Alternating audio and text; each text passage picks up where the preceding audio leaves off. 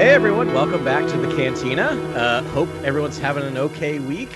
We thought this would be a good time to maybe look into the future, see what the future holds for us that we can be excited about. I love that for us. Yeah, I think it's a good week to do it. Yeah, so we have a lot to talk about, but I think one we'll kind of just jump right into because breaking news, we got another Star Wars movie announcement, and not even that, a full trilogy. Yeah. Brought to you by Simon Kinsberger. Was that his name, Kinsberg? I can't remember. Kinsberger is a great last name, but no, it's Kinberg. Kinberg. Simon Kinberg. Mm-hmm. You may know him best from his work on all of the Fox X-Men movies. I mean, this crowd though. Let's Mrs. Smith. And Rebels. He was principal writer on Rebels. So like our fan base, if you liked Rebels. Which we all do. Yeah. I do very much. Rebels is great. Yeah. That's the guy. So can I get my personal clearly relationship with Filoni. But yes. Can I get my personal grievances out first, and then we talk about what we like about it? I think they're mutually shared, so please do. Yeah. He made my wife cry in a movie theater. Yeah, and not in like a good way though, right? No, not a good cry. In my childhood dreams have been dashed. My wife, who's not a comic book reader, loves the Dark Phoenix saga. It's one of her favorite things. I feel like this is gonna be like really going heavy on him. She shared it with her cousin, who unfortunately passed away, and so she has a really soft spot for this. Her cousin introduced her to this, and so it was a very special part. And Kinsberg took two shots at Dark Phoenix and missed horribly at both. And so literally we went to go see the Dark Phoenix. It's like he made one movie and then he was like, what even is the Phoenix Force? Right? and then we went to see the second one, and Carly was crying at the end. She's like, you did it again. Like you did it again. You killed it. She's already dead. But I will say a bit of that, just to give him a bit of it. The budget on that got cut halfway through the second one because they knew they were losing the X-Men license, and so Fox cut the hell out of the budget, and that's why the ultimate fight in the Dark Phoenix saga is basically two different groups of people trying to get across the street. It's exciting action. Yeah, that just seems like almost like a sort of commercial mishap, licensing mishap, right? Where it's like, we want them to be Skrulls. Oh, you can't use the Skrulls or whatever. Right. It's just that's kind of what that felt like in the most recent. I think it's a little external to him. So I don't think it's a Simon Kinberg issue. It's just more that like if you shot for shot remade the comics for the Dark Phoenix saga, it would blow people away. Like honestly, in reading those first issues, I basically was just lost in them. I thought that was some of the greatest stuff ever made. I even thought the X-Men animated series, its sort of rendition of it, was expertly done. So good. And so it's sad that you can't execute on something like that. And I would argue that Star Wars carries even more weight than that. Like I've numbed myself to all the development news surrounding Star Wars, and just I try not to put so much weight in an IP that already sort of like has earned my trust and adoration. And so I just trust, however we go forward, it's going to be good because I already love every element of Star Wars. But Simon Kinberg was just kind of a surprising name to hear, even though I did love his Rebels episodes and I did love a lot of that work on Rebels. Rebels, again, I think is one of the best sort of animated projects that Lucasfilm has ever put together. So I in my own mind, and I have a feeling other people feel this way, I separate the Marvel and the Lucasfilm IPs pretty distinctly. I mean, for me, Marvel is just like junk food, cheap snack. Like I watched Dark Phoenix and I didn't cry, both of them, and I was like, cool, that was exactly what I signed up for, and was like, it was pithy and it was dumb and there was a lot of explosions and people in tight outfits, and that was it, and I was like okay with it. But like Star Wars, I always feel like carries more, and also I really do think those movies, they really feel like the casualties of the studios that are just like totally rewrites and just killed those movies, and Kathy will kill them in the cradle. Sorry, that's probably a bad metaphor, but you know what I mean. Like she'll stop the project before it really even takes shape. Like she needs to see a script that knocks her out of her seat, I think, and then she'll let it go. As we're when you said that, Grogu just dropped his little frog creature on the ground. Here's what I'll give him another thing, because I do want to talk about as much as I kind of have my jokey whatever about these movies. Like it seems like he's on board of X-Men past X2. He gets into X-Men: The Last Stand, and all of those movies after that, like X-Men: Days of Future Past, Apocalypse, they're not good movies, but they're movies, like A+ Quicksilver scenes. Yes, that's the thing.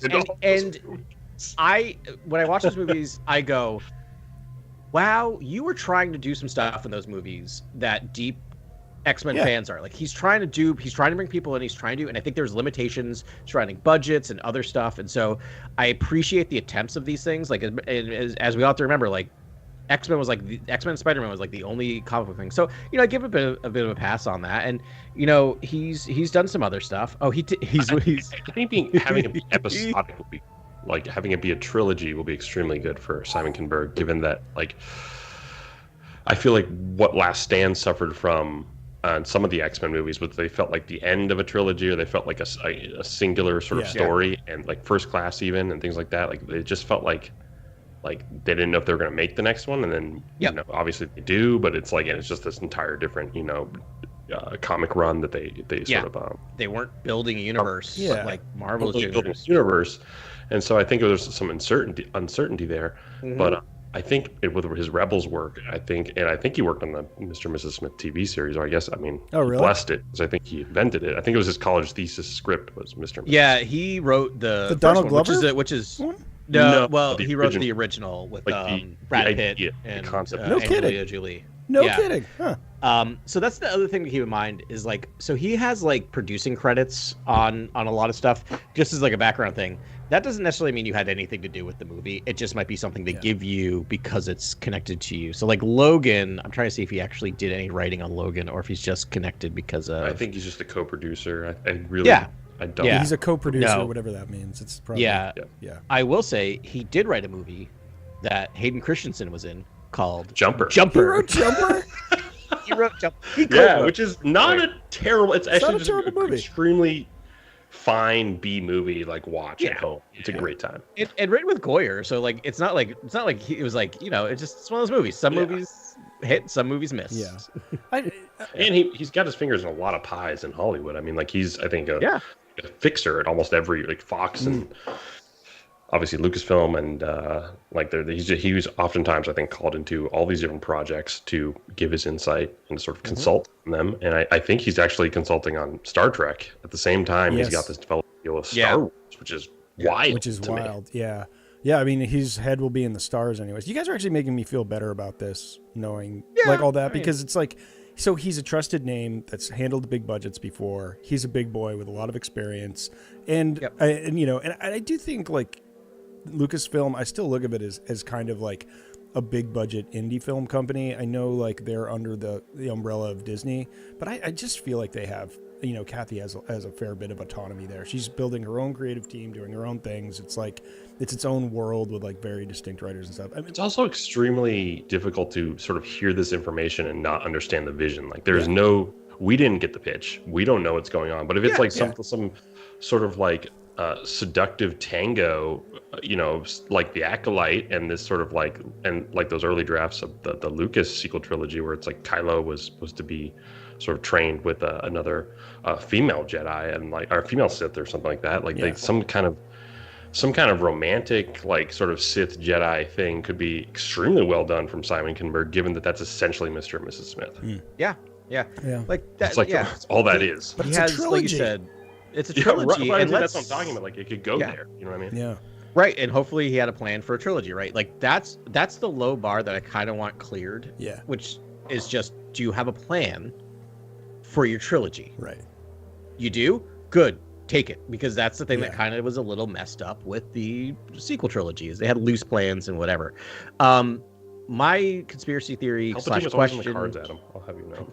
Palpatine's in the cards for this trilogy. He's never not in the cards. Yeah, that's true. Yeah. He's a permanent card. Yeah, but here's my question: is this comes a week after the announcement that Stephen Knight? Did I say his name right for the first time? You did, buddy. Yes. Way to go! Wow, look at that. That Stephen Knight is leaving the Rey movie. Daisy Ridley said there are some big announcements coming. Yeah. we don't know what this trilogy is. Is this possibly they've decided to Nolan build out directed Rey trilogy? Right. Do we think that maybe they decided to build this out into a trilogy? Yeah. No, actually, I can answer that definitively. Okay. No. At least as far as this article does say, it will be a brand new trilogy with new characters. They're like, you might see characters that you might run across characters that it'll be just like, it's going to be live action. It's in the galaxy. It's live action Rebels. Like, yeah. It's like Hu Yang is in all the movies. Right. They're going to build a new cadre of heroes. They're going to build, new enemies. And yeah, it's going to be pretty much that. And then I imagine they'll bring in some zingers. Because I thought that that's too. Why Filoni is bringing in Hu Yang, like in Ahsoka? Maybe that's the piece that you use to go back. Like I'm trying to find the piece. That's interesting. Use, basically, yeah, there might be something there because Lucas always talked about R2 and C-3PO being the connective tissue through the entire thing, and you obviously can't have 3PO go back in time. Yeah, but you got your Hu Yang can, right? Yeah. Like. Could be your droid that connects to Jedi through all these time periods. I'm totally on board with that. If you're gonna, I love that because Hu Yang is the coolest droid. I mean, mainly because he builds lightsabers with Younglings. Like that's. I think this is just the missing element of sort of any sort of vision or project that's going to take place in the past. Is sort of like how does it connect to the projects that we love and know so well, and what does it say, and how does that reflect on what the themes are in the original trilogy. Right. And for Grogu out there, Hu Yang is a 25,000-year-old droid. It was there from the beginning of history.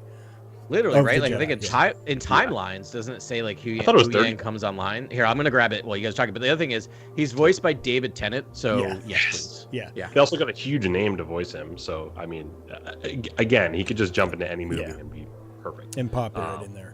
Yeah, I when I read the article that you sent over, Ben, I also thought this is going to be a wholly new original trilogy, basically, like Star Wars, like the original trilogy, essentially, and I guess it's all new characters, right? It's a new ensemble. Awesome. That's extremely interesting to me because that's actually the boldest move they can take. Everyone talks about big swings. I'm like, the boldest thing Star Wars can do is reboot, like hard reset. Do something completely different and new. But do it in the mold of George. What the idea to emulate George's style and his storytelling and the sort of samurai western serialized sci-fi, gallivanting adventure, like that's great. Yeah. But it's not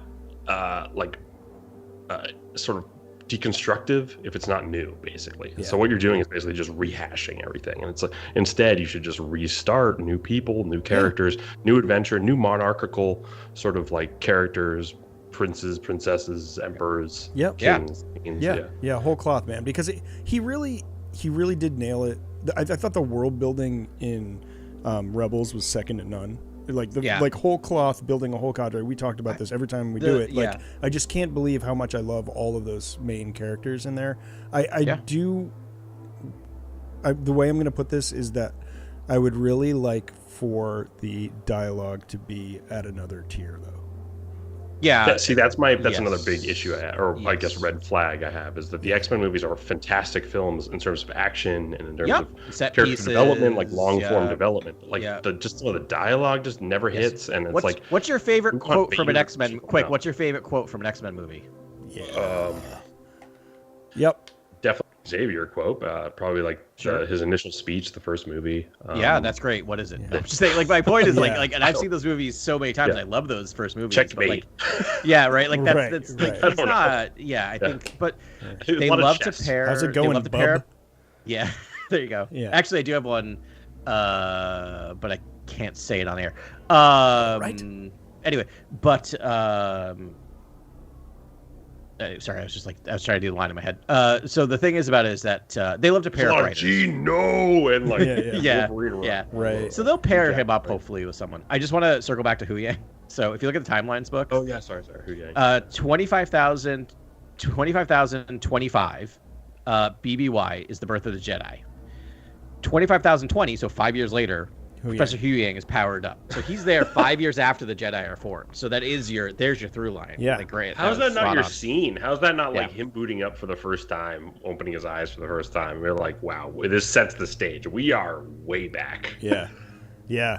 I mean, Mangold will be before that, right? I know. Yes. Yeah, because the 25,025 is when the Jedi the birth of the Jedi Order, but not necessarily the first Jedi, right? Like, so. But I don't know if it'd be crazy if there's a character that's like it's all misinformation about Hu Yang, and it's like he was actually like a droid that was in the that belonged to some sort of family and breaks apart throughout Mangold's thing, and then they rebuild them, and like he's like this sort of Jedi master Jedi lightsaber smith kind of character.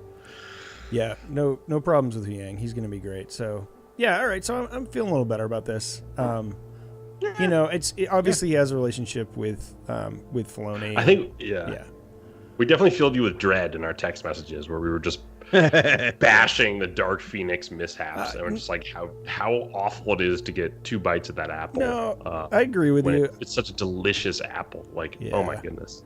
Yeah.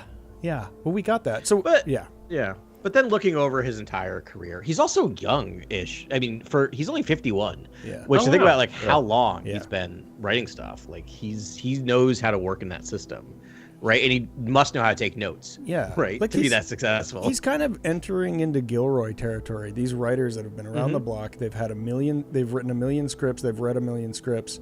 Gilroy aged like fine wine. I imagine a lot of writers would do that. Did he? I feel like his dialogue's always been good. Great. Work with me here, Grant. Work with me. No, I can't.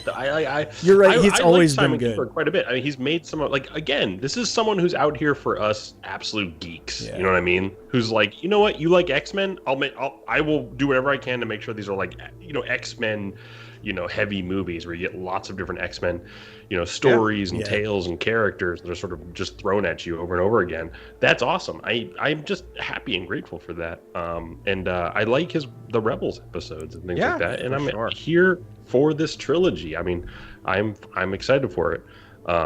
I think I would love to at the end of this pod sort of talk about our most anticipated out of the list that you kind of shared with us of the upcoming projects. Yeah. I think that'd be a fun thing to do. But no, Simon Kinberg has great qualities. I feel like I see his name everywhere. I mean, I watch random movies sometimes and his name just pops up as story. I'm like, he's like a script doctor. Yeah. So today, even before we got this breaking news, which I dovetailed perfect in what we wanted to do. Full disclosure, I did find on Reddit someone made an infographic, and oh man, I'm a sucker for an infographic. And it was sort of the current status of upcoming Star Wars films, just feature films.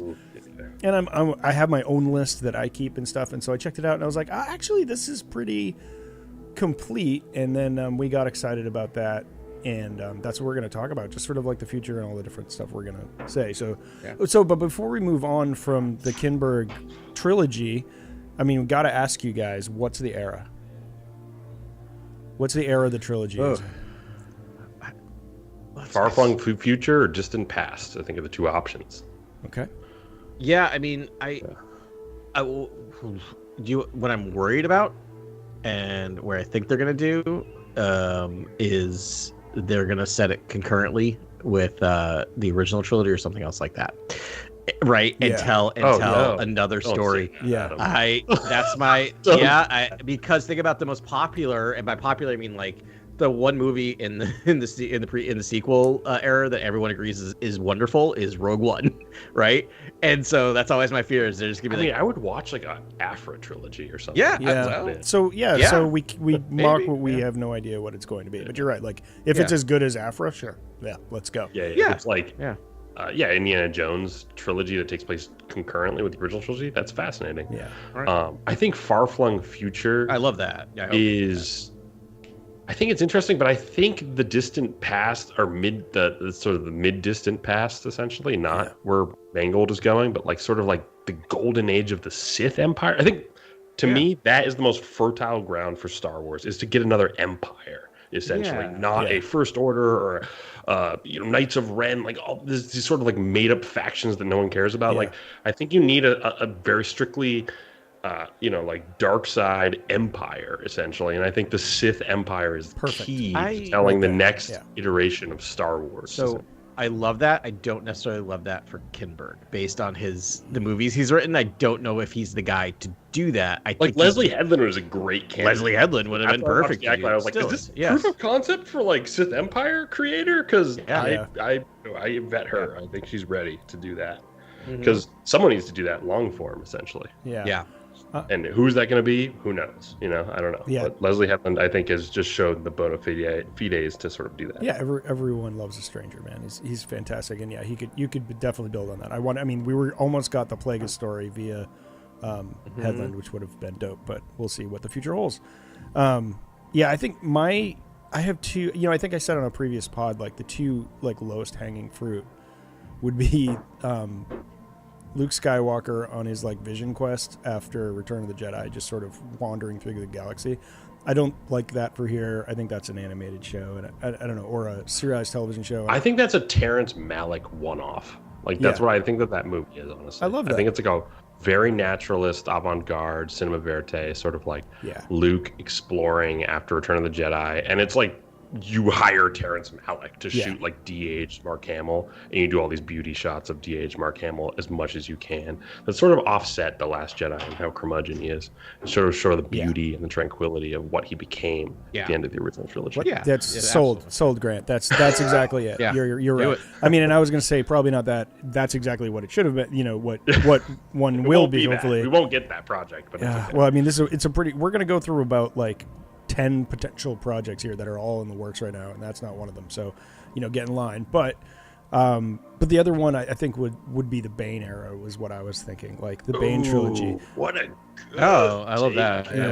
I mean, but that kind of dovetails with you, right? Like that's the end of the Sith Empire, the fall of the Sith Empire. Yeah, I want the golden age, and you want the end, which is what does that say about Star Wars fans? Is we want to see this empire, right? I think you just have a lot more EU experience in the Sith Empire, and I think if I had your same breadth of knowledge of it, I'd probably be right on board with you. But I don't. I just have the Bane trilogy kind of that era, so that's what I'm picking. Yeah. Well, Bloodline. A lot of the fans sort of argued about sort of Bloodline thematics and. With the sequel trilogy and Rey's destiny and Rey's fate and Rey's agency, which is awesome. Like those are really awesome and interesting debates to have. I think you could do that in such an interesting way with the Sith Empire, and there being a Sith species essentially, like a Sith culture. I think that could be just an incredible way to engage the audience in more debates that are extremely interesting. That I would love to sort of see something like that done. But the thought bomb and Khan and Bane and like all that stuff at the end, like, are you kidding me? Yeah. Like that is very cool as well. And like I don't think you can get there if you do both essentially, because the timeline is so stretched out. For that empire. Yeah, I mean, but you could jump around in there. I mean, that's what Star Wars does, is sort of pick various eras. But I mean, I think it's probably more likely that he does what you're talking about, Grant, and lays the foundation of this era, and that would set up a Bane trilogy later. Right, yeah, because if you did the foundational stuff, then the Bane stuff would hit harder essentially, because it's like it's ending, and here's someone who's going to carry it forward for their own reasons essentially, and what that means, and and I mean, I'd love for Kinberg to surprise me and knock that out of the park, but I mean, that's your like Christopher Nolan trilogy you were just talking about. I think anyone who does that though is just an automatic win, because you're like Sith, heavy plate armor, like lightsabers, like it's auto winning. Like I just don't understand. Like, every time the internet goes wild, and I don't mean like the bad part of the internet, just the like all of the internet goes wild with Star Wars. It's been Baylan Skoll, The Stranger, Shin Hati. What do all three of these have in common? They have a red freaking lightsaber, and they look dope as hell. Like, come on. Game over. Real life. Like, just give us that. Real talk. Just copy paste, multiply. I mean, put some heart and soul into it. Yeah, well, of course. Yeah. Anyone who does it though, like Kinberg, anyone who does that era, I think it's pretty much an easy knock out of the park, because you're gonna put visuals on there that are like Sith on horseback versus Jedi on horseback, or riding into each other. Like you're gonna do incredible, the Battle of Pelennor Fields with Sith and Jedi essentially. Like that is that's an automatic win in my opinion. Yeah, that'd be amazing. Adam, what are your two, or what are your thoughts on that? We didn't get it. You said one you didn't want. What's one you want? It's I didn't want, but I assume. Yeah, I don't I don't have anything to add because I was thinking similarly. I want that deep dark era explored. I want some of that. We're not going to go like they're not going to touch the future right now. They got the Rey movie. They got to get that done. I love the idea of far future, but that presents roadblocks and trickiness because then everyone's gonna be like, well, how'd they get that? You get a little bit of that, like whatever. So there's so much in the past to look at. That's the awesome. The missing movie for far future is a gray Chewbacca, a rusty C-3PO, like a beat up R2. You know what I mean? Like these characters are still around. Oh, so you're talking like but that story has yet to be told. But I feel like that's not far enough for the future. It's not even you're talking about a far couple hundred years. At this point, I mean, I want that. I love that. I love it. I just don't think think fanfare. It's like I need that gray Chewbacca. I need gray Chewbacca. Okay. It's like Bothan. It's like there's certain visual I just need. Yeah. I will say a couple of the directors we have coming up have done several time travel movies, and please, oh God, do not give us a time travel movie in Star Wars. No. Please. Oh, we're gonna get it in the Ahsoka series, Adam. So don't worry. Yeah, I mean, if it's an. But I forgive it because they had Balin's skull and shit. I know, like I forgive anything that series does because Thrawn is made out to be an incredibly cool warlord character. It was like extremely dark sorcery, sort of like coded, like warlord character, which is weird. I was like, why is he like mystical? Like this is cool, but like this is different. And I didn't mind it when they did it in Rebels, the more I think about it, because it was used to be, basically it was a Jedi test for Ezra, right? This idea that he had the power to save his master, right? And knew it wasn't the right thing to do, right? He had to honor his master's choice. It's kind of a beautiful little thing. Yeah. Oh, yeah. But what I got fear after I saw it is like, oh no. They've introduced the idea of time travel. Oh no. like what I got afraid of what he could do with that power. Yeah, it's weird that Filoni opened that door. And I guess Kinberg did too. Yeah. To tell you the truth, though, like opening that door and then having Palpatine sort of like lurch through a portal and try to attack them when they're in that realm was the most genius idea I've seen in an animated show ever. Yeah, I mean, you get. I was like, that's the only way that works, basically. The only way that you have those like, I see interact. you in the time travel sphere. Like, I'm gonna attack. Yeah. Yeah. That worked for me. Like, if that didn't happen, huge. I think it's just if it was echoey and Yoda appeared and like they're just moving around time, I would be like really annoyed by that. But because there's dark side characters like reaching in from other timelines, that's interesting. Yeah, that's and cool. anyone can interact with that. Yeah, anyone get in there. It's like way, not like, just a Jedi thing. I'll say like it's way better than the TVA and sort of what Marvel is doing with time travel, in my opinion. Yeah, right on. That's really well said, Grant. I mean, it's not like I didn't enjoy those scenes. It was great. It was just, but the whole time I was like, cool. I'm like, I don't need. And they kind of did do time travel with Ahsoka. Not unclear. She was ripped out of time. She does time travel. Yeah. She reappears a couple of years later. Don't really, they were like, so does Ahsoka kill Darth Vader? And they're like, well, he's kind of the most badass character in our arsenal of characters. Yeah. And then they're like, oh, well, how could she survive a collapsing temple in a battle with Darth Vader? Time travel. Yeah. Like it was like a necessity out of necessity. It was like keeping Ahsoka. I mean, Ahsoka is one of my favorite characters ever, essentially, and like it's so fascinating that Anakin Skywalker has a Padawan, and like that idea is so cool to me. Yeah. And it's I don't think it's fleshed out enough, and I think Filoni knows that too. I think he's like, oh, here's all this hypercharged Anakin Ahsoka stuff in the Ahsoka series and live action, and like I'm gonna keep going with it. And then I was like, well, after that, all this stuff with Anakin, I was like, how does he not talk to Kylo Ren? How does he not talk to Luke and like try to break him out of his I mean, Ahsoka is like up there for me, and I think I told you the story that before this show premiered. I remember Carly going like, "So who is this Ahsoka?" Because she doesn't she just watches movies and the TV shows. She doesn't do any EU or animated stuff, and she will only tolerate so much of me talking about Star Wars. And it's got to be stuff she's aware of. I'm in the same situation. I actually just shouldn't talk about Star Wars when I'm with my family, spending time with my family. I sort of like just am very reserved about it. Oh, me I'm too. like, Star Wars, that's a thing. Yeah, Carly's me too. on it. Carly loves it as long as she have a conversation. As long as it doesn't come across as me like lecturing her. Like so she's so I don't think I ever talked about Ahsoka much in front of her. She's like, who is Ahsoka when we're watching the thing? Like she's like that's Anakin's Padawan, and she's like, Anakin had a Padawan? I Like, her mind was blown. She was so excited. She's like, that's awesome. She was like, very directly cool. up. She's like, that's amazing. Oh, Like, cool. she was so excited about that idea. And I cannot wait. I mean, having my daughter, like, I know that eventually I'll get to introduce her. That's why I'm, like, really light playing Star Wars with her, because I don't want to, like, push it too hard and turn her away Right. before I have the chance to, introduce her to Ahsoka. Right. That's great. Sure. Listening to you guys, I do really kind of feel like that sort of world between worlds. It's like an ethereal, like, pathway of the Force. So it's like, if you in real myth, right, there's always an afterlife sort of, experience. And so this kind of scaffolds that out a little bit in a very easy way to think about it. So I think it's less about like just a time travel vehicle than it is sort of this, this other plane of existence that maybe, the ghosts of the past can dip into, and, other sorcerers can get into, and right. Yeah. And yeah, Fully opens and mystical. travel through Right. time and space, Yeah. essentially, Yeah. through the Force. Through the Force. Yeah, It's exactly. It's It's- actually just Force hyperspace is all it is, really. It's just like, how do characters get from A to B if they don't have a starship that can go into hyperspace?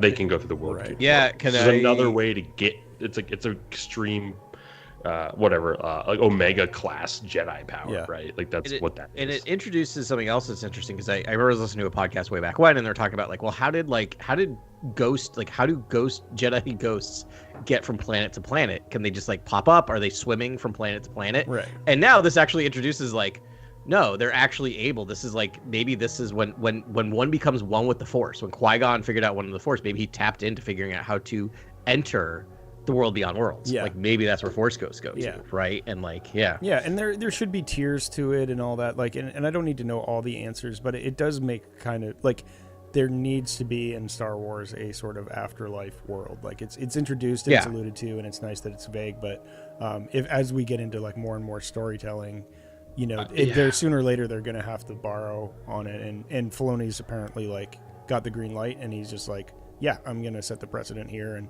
now this can be a thing. Right. I mean, we have both the Force priestesses and the Mortis gods, and they don't seem to be related. I think that's territory that we as fans sort of kind of need to understand. We're like, so how do we differentiate between these priestesses who reached out to Yoda and then the Mortis gods, essentially? Yeah. And I think that's what Filoni's aiming to do. And I think he understands that that's like the territory. Like, again, the Force is a sort of allusion to religion, right? It's George was like, I want to talk about religion without talking about religion, right? And so that's what the Force is, essentially. And so they're, the idea of a trinity of the same sort of deity, and then this familial deity, collective in the Mortis gods. It's like that. It relates to real world religions, and sort of like I want to understand the connection between those things and what's going on there. I think Filoni wants to understand that stuff too and figure that stuff out. Yeah, definitely. And they're venturing into it. But, every hero's journey involves apotheosis, right? Some sort of gift from the divine. And, and that can take a lot of different shapes, but it makes sense to have a larger world of the divine to sort of tap into. Should we start taking off some other movies? I mean, we've done this, and let's go. Yeah, I mean, so the first one, this, and I think these are roughly ordered as far as like the most probable to the least probable. Yeah, I like the infographic. Yeah, I like the it's pretty order, solid. yeah. So top of the one, Mandalorian Grogu, allegedly has wrapped filming. That seems to be the that's rumor. true. Wow. Yeah, That is. Yeah. Yeah. And Pretty Sigourney possible. Weaver's in it, is what they're saying. Yep. That's been confirmed. That's the only and actor, like big name actor we know. Yeah. Is involved. Yeah, outside of the main. Outside of- So but no, absolutely. I guess not even outside of the main, because the main is literally just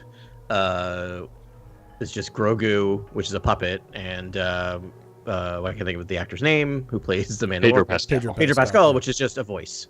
So like, Right. so Yeah. she's like the only actual human on set that we know is on set. Yeah.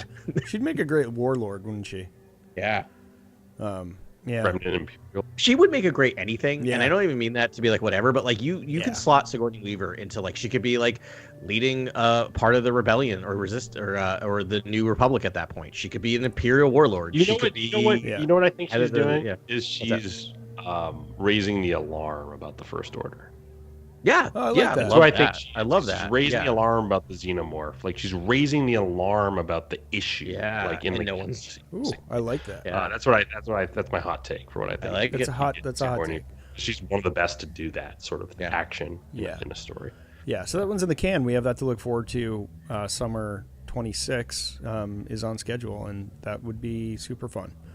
The title bothers me. Like it was just if they did the Mandalorian and Grogu on this final, not even trailer, like not even first teaser, but a sneak peek of the series and the final sneak peek of the series before your first teaser even of the movie itself. Oh, sorry, of the movie. I mean, your last sort of sneak peek of the movie that leads into your first teaser of the movie. It shows the title at the end. It breaks down, turns into the Mandalore or something. Like something like that to me is just way more interesting. Because I'm like, oh, then Sabine can become the Mandalore, and it can be this epic of like a journey for characters to reach certain potentials and things like that. It's both a clunky name and a name that gives away too much.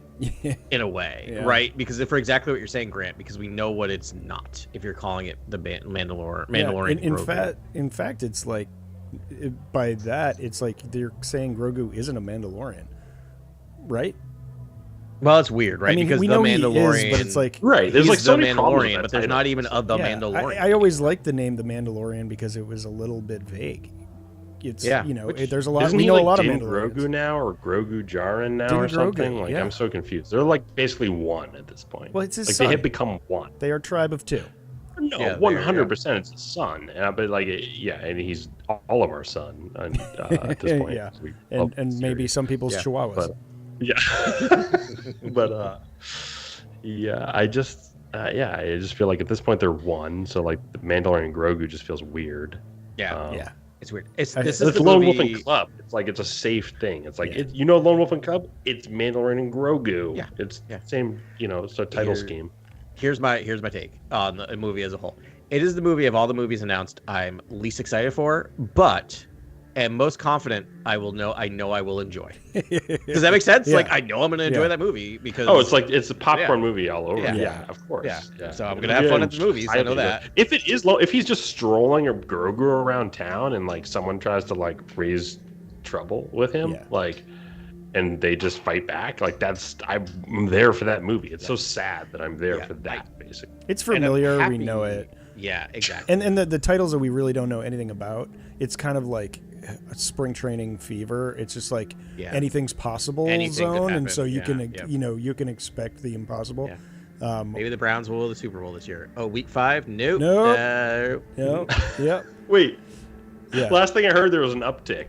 Are we back down? Oh no, there was an uptick, and then last week was a big old downtick. So they're right back down where they were. They had one good week. Anyway. I'm not watching a Browns game. I was mad. Why I couldn't watch would anyone Rams watch a Browns Seahawks game? last weekend? I was like, why can't I watch this? but I feel like that's kind of where I'm at. It's like we know it's a known entity with this movie, and the other thing I think is really smart is I'm actually fully on board the idea of this being the first new Star Wars movie in the theater, because this is going to get butts in the seat. And that's what you need to be able to show Disney we can make more of these Star Wars movies and get people in the theater. Like, so great. Take it straight down the middle, set it up, make it break $1 billion in the box office. Good. We're good. Yeah. All right. Moving on to the next one. And obviously these at the top we've talked a lot about, but New Jedi Order. So that is the Rey movie. Now starring Daisy Ridley. It's now searching for its 4th writer. Yeesh. This was I looked up just like all this stuff just to like fact check it, and like this movie was supposed to be done in 22. Like it was, or like 23, I think was the original release date for this movie. I don't know. It was like, it's been a minute. Actually, I guess I guess like they're holding on to like December 2026 now. No, I think it was. I'm sorry, it was a different movie. It wasn't the Rey movie. But there a couple of these. It was like the Taika movie was supposed to start filming, and like it almost started filming in 23. Never happening. And like it was really close, and then it didn't happen. Anyways, this movie's going to be great. it needs a writer. But originally, the Taika animated movie, you mean? I thought it was an animated movie. No, it was supposed to be live action, but it's really unclear. We'll get there because I have a theory on that one. But yeah, this one was like originally was announced. It seemed to be suggested this was going to be the first of the new movies out the gate. Yeah, and then they did that like shock. Nope, we're doing the Mandalorian Grogu, which still my theory is, oh no, these other movies need more time to percolate. Yeah. What you got? And they're like, oh, we could write you a really good action Star Wars movie in like a month because those two are so good at it. Yeah. And then this got pushed further back because now it looks like Dawn of the Jedi is going to be of the three that were announced. Looks like Dawn of the Jedi is probably going to be before the Rey movie. Yeah. Now. Yeah. So that's I mean, we talk every podcast about the new Jedi Order movie. Like invariably. Yeah, we talked about that. Everything Ray, leads so to cover that. that Have quite a bit. anything else it's to tough say about it? There's only like one way to do that movie, in my opinion, for those movies. It's like I don't see a lot of paths to doing those movies other than like one way. It's a Padawan turned bad story. Yeah. But it's just how do you do that in an interesting way?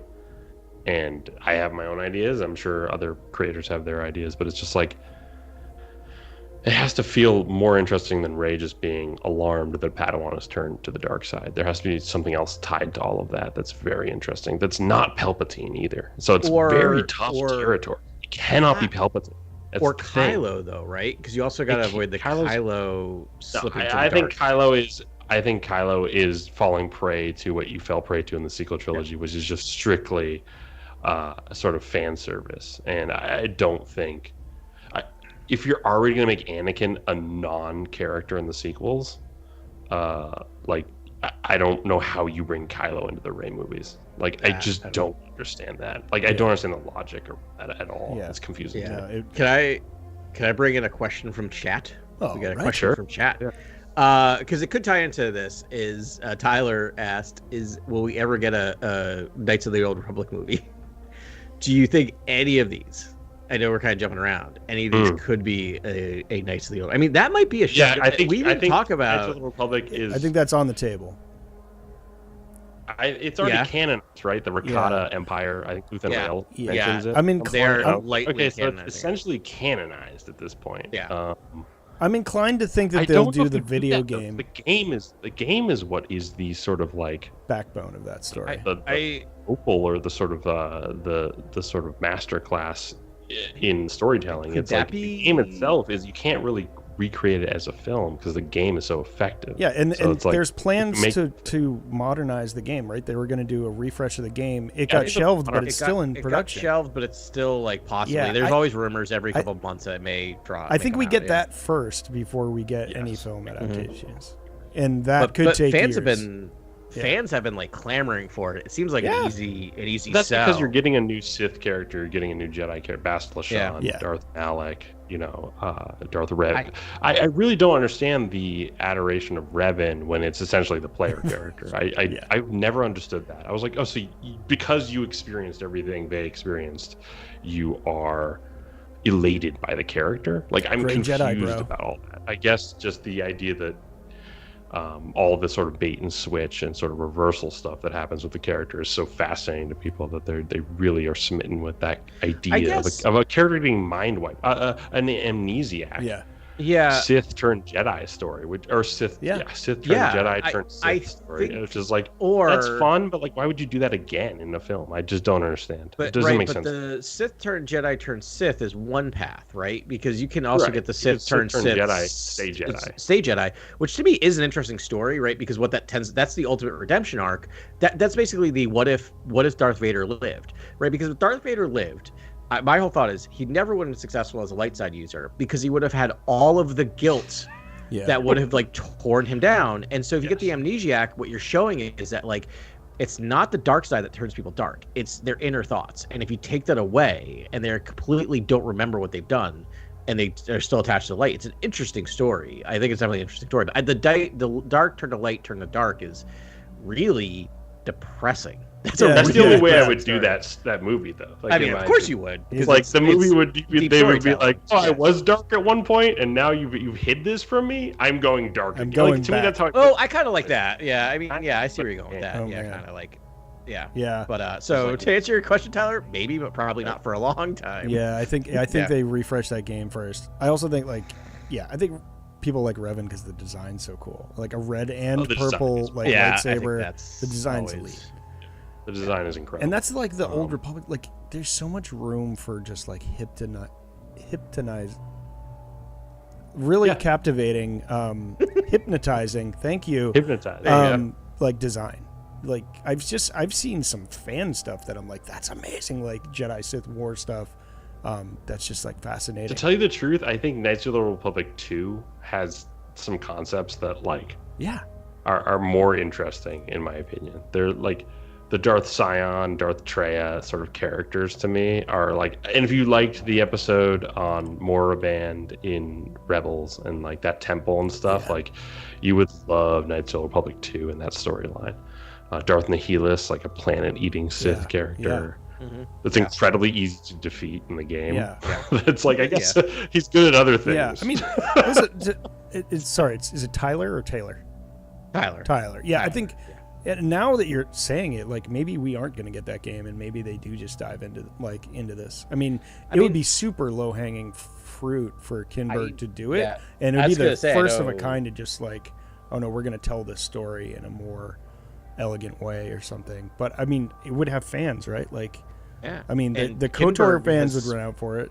And and Kinberg has spent most of his career adapting other work. If you think about it, right, adapting X-Men stories to the big screen. It's also like a really cool sort of idea that two Jedi who fought against the Mandalorians in like the Jedi versus Mandalorian War basically fell to the dark side in that war, much like the Clone Wars sort of twisted Jedi's minds and hurt them and turned them and gave them immense trauma. Like the fact that these two Jedi are like basically turn. Rediscover all the secrets of the Sith and sort of reestablish the Sith Empire and stuff like that. It's like, that's crazy. All right. So we talked about New Jedi Order. Can I suggest we kind of skip past? We've talked about kind of both those and Dawn of the Jedi a ton. Actually, can I just say one more thing about New Jedi Order before we skip along? Yeah, sure. Grant, I'm not just trying to be difficult, but I think there are other paths on this movie other than like, because I just but do you think that's I would love to hear what do you think another path is? I think we've kind of talked about this, but I think like an Abeloth, like a super like super powered dark like entity, and it's just like Rey wrestling with it, and like at least on the top level. To me that goes, that was when I was talking about my own ideations, that actually goes with exactly what I said, where I think a Padawan turn evil story, but I think it's like Rey is cleansing temples all over the galaxy, or Sith. But I think Abeloth messes with fighting Rey. something mentally, an Abeloth or something, and the Abeloth thing gets into a student, and boom, have a trilogy. Like essentially, that's I was thinking more of just like Abeloth, like dealing with like messing with Rey, trying to really push the dark side in her, and like let in like more of Rey wrestling with that, and like becoming super too powerful. And like really make it about Rey. But I mean, I don't know if you can't really do that for a trilogy. That can be like one through line, but you need like 3 or 4 more, right? Through like, you know. Well, it's very Lord of the Ringsian. It'll be like Sauron essentially. What if you've just reverse pitched your trilogy, right? Because it starts with her doing farts. I'm tired. It starts with her forming the New Jedi Order, or at least in running it in media res. Thank you. That's exactly the term I was looking for. And then they're just battling whatever. Like give them just a whatever to fight in the first movie. It's a good bad guy, but it's whatever. You love these Padawans. Second movie, a Padawan falls. That's the thing that she's dealing with the second one. The third one is when it's revealed the Padawan fell and the first person fell because of Abeloth. The Abeloth has been turning the screws this entire time, right? That's your third, right? Sure. And so you go from a threat to a personal threat to a galactic threat in the third one. See, I was thinking she's purifying temples. Like I love that idea, Adam. I first of all, I want to just say I love. I'm just trying to get you guys to weave it together. I just can't have another third movie arch villain reveal in Star Wars ever that's again, fair. Basically. That can never happen to me. I can see why. We've been burned by it before. Right, but in the first movie she can be cleansing temples like you're saying and let the monster out and sort of not really know it, but like as the we sort of see it, or she sees something weird and doesn't know what it is, and then it's sort of like the monster's slowly revealed. and then we see. I the love it because similar- I'm seeing different movies here. I'm seeing Ben's movie is Rey is essentially sort of tormented and taken over by this creature after purifying temples. Adam's movie is she's doing all these things in the first movie. The second movie, A Padawan Falls. The third movie, massive arch-villain reveal. The Zabalov character sort of possessing someone. And my idea is that she's purifying these temples over and over again, but then she decides, oh, I'll bring one Padawan one time, and this thing won't be there. Yeah. Yeah. And then first movie, it gets in. And Yeah. I'm like, to me, that's a trilogy. You have a trilogy. Yeah. Yeah. That I could think be they're it. all viable. Yeah, I think I'd all watch any of all those. They're all three could viable. be true, and Yeah. because I mean, I think Abeloth should have the power to attack, possess a Padawan and like be whispering in Rey's ear at the same time, And to have something like that in live action is interesting, right? Because we've gotten in the animation, like I always think of, it just fell out of my brain. What's the thing that Ezra is always talking to, or Ezra and on the planet? The giant Wolves? The Bendu? Bendu. Bendu. The Bendu. Thank you. Voiced by another Doctor Who actor. But the Bendu is, like we've seen these giant force beings in animation and referred to in other stuff, but to actually get one on screen would be fascinating. Super fun. Right? Yeah, that would be really fun. I would love that. Man, we keep hammering on this movie. It's just, I think it's because it's like they're We on gotta leave this movie alone. Yeah, it's like the fourth writer, and we have said about 25,000 words on it. We've done like 10 good treatments on this. Yeah. 10 Very different treatments on simple this thing. pitches that I think could be expanded Yeah. into treatments and Bible and scripts. Pitches. Yeah. And I feel like the thing is that like it's also the one that in some ways has the most resting on its shoulders because it's the only story that's pushing forward in time. Yeah. Right, in terms of I want a good foundation with whatever they're doing, so we can be really excited about the next 20, 30 years within the galaxy. Right. all No right. pressure. No pressure. Right. No pressure whatsoever. It's another thing. Star Wars is sort of an IP that I think is so heavily scrutinized that I just sort of have sympathy for anyone who engages with it in a creative way. And so I just want to throw that out there. Like we're out here pitching and spewing out ideas, but that's only because we love Star Wars. We literally would gather every week and talk about Star Wars regardless of where we are in the world or what's going on. It's just going to happen. Like, we love to do this sort of stuff. So it's like, we're happy that you're listening. And Tyler, thank you for your question earlier. This is like, we love doing this stuff. It's great. Yeah. All right, moving along. Yeah. So what were you going to say about Mangold's movie, Adam? Nothing. Yeah, I feel like we talked about it so much. We're done with Dawn. We're so excited for our it. past 5 episodes to hear that. I mean, the cool part about this that I'm not sure I remembered was Beau Willimon is connected to it, and it's a really good. So he wrote the prison arc of Andor. Yeah, which is like One Way Out, like all those. Which is pure genius. So. I didn't really. I know we've talked about this, but I was like, I had to look up his name and be like, oh, it's that guy, and then say it with a whisper. Yeah, I got that. Well, I got that excited.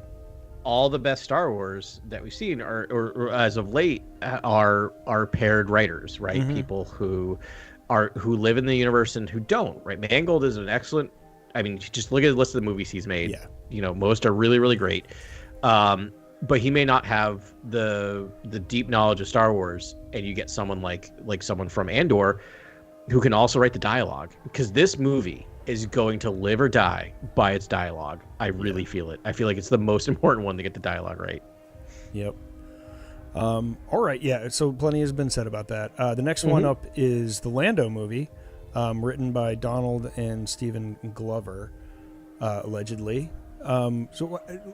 Grant, what were you saying about this before the pod? You were like, this is definitely happening. Oh, this is 110% happening. Yeah. And it's going to be one of the coolest sort of, I think, prestige series we've ever seen from Star Wars, other than Andor.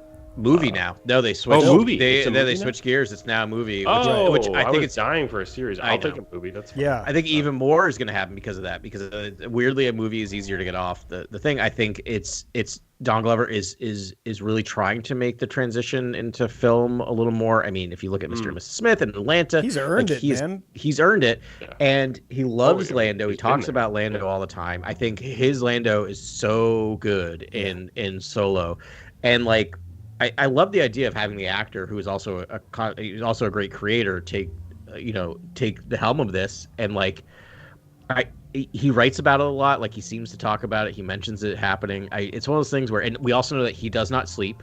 Like, literally, not literally. Yeah. He's constantly working. And so I'm wondering, this might be much further along than we know it is. I wonder if he's in the lab right now, because I mean, after Mr. and Mrs. Smith, I don't know that he's popped up in anything in a year. No, he's been touring his band? the Childish Gambino's final one, but I think something happened and he had to cancel a ton of the dates, which is weird because a lot of people have something happen lately that have had to cancel dates because I think the margins are razor thin with profits. Finances have killed a lot of mid-tier like pop acts, man, or like really big bands. Like it killed Animal Collective's tour died that way. Yeah, like completely. Yeah, there was a couple other big bands. I think they were like, we just can't afford to do this. So what's bad for Childish Gambino might be really good for Lando, because he now has time, right, that he didn't have, unfortunately for him, but fortunate for us, he might be working on it. Can you think of it? I think the initial pitch too was like how he goes from like sportsman to Baron administrator, and I was just like, let's go. Oh, I'm here for it. Like, let's do that. Yeah. That's an arc. I mean, I just want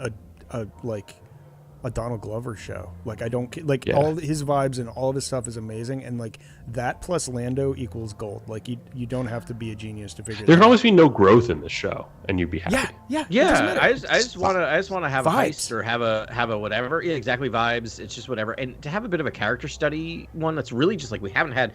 Solo is not Solo. Solo is an origin story together. And it's an origin story of a lot of people, and I kind of want this to just be like just Lando. Just tell me a Lando story. Just vibing. Yeah. Like Calrissian Chronicles sort of stuff would be great. Yeah, absolutely. Yeah, rad. That one's gonna be great. And then so on this list, and this is my belief as well, another Filoni movie.